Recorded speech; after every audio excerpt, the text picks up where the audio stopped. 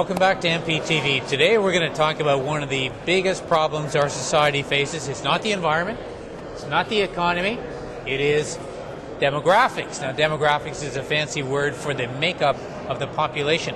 And Canada has a unique population. We actually have the largest number of baby boomers in the entire world, 32% of our population. That means 9 million people might be retiring at the same moment.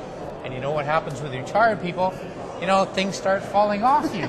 So anyway, we got to deal with healthcare and demographics. I've got an expert here, one of my colleagues, Dr. Carolyn Bennett. You're the critic for a whole bunch of things, but including public health and seniors, right? So we want to focus on that right now.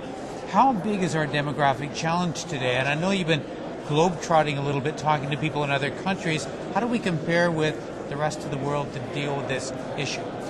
Well, I think everybody is on the same page, and even from the big meeting that was in Vancouver on health promotion, everybody knows that just assuming that there's this gray tsunami coming at us that's going to destroy health and healthcare is the wrong way to go. We want people to stay well. We want them to contribute as long as they possibly can and choose to in our society. So I think one of the things that everybody's struggling with is this mandatory retirement at 65.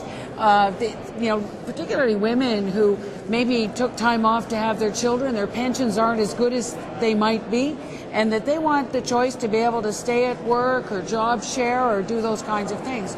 65 was chosen when most people died at 72. This idea that that we need some people working, paying taxes in order to be able to look after the supports and services that we will need once we need everybody else's help. So what can government do? I mean, obviously, we don't know what the economy is going to be like in 20 years. We don't know what the environment will be like, but we kind of know exactly what the population makeup will be, right? What are we doing now to get ready for that? Well, I think that certain provinces like Ontario and BC, Manitoba, I think, have dealt with by taking off the mandatory retirement. So that, and I think we are calling on the government now, particularly in the federally regulated areas, also the federal government, to make retirement optional. That if you're good enough, you're young enough, is the way we say, and it works in sports. It should work really in terms of the way we deal with retirement.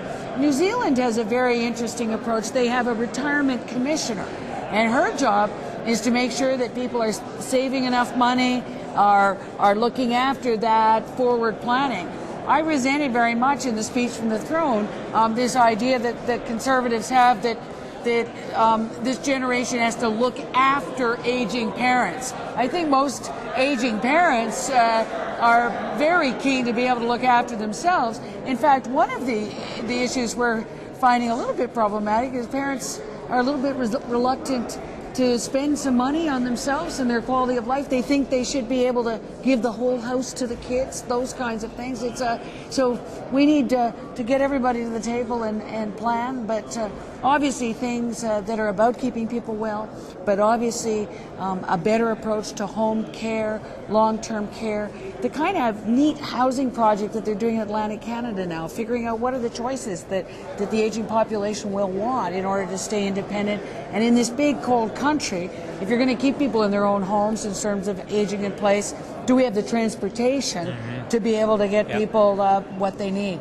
Okay, finally, you've got a bill before the House, 378. Tell the viewers a little bit about that.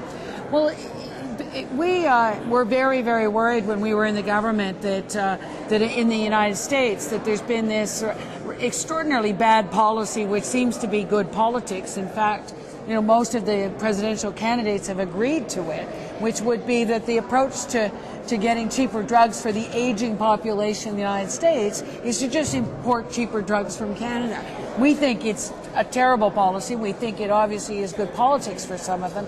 But I mean, should they do that, we'd be out of drugs in a couple of months. So we are calling on the Minister of Health, and in this bill, he would have the powers to stop bulk exports of drugs from Canada. We think that we did the tough job of taking on the pharmaceutical industry. We've got price controls here. Their approach to cheap drugs should be price controls there. not just importing our cheap drugs in this rather sort of irresponsible way.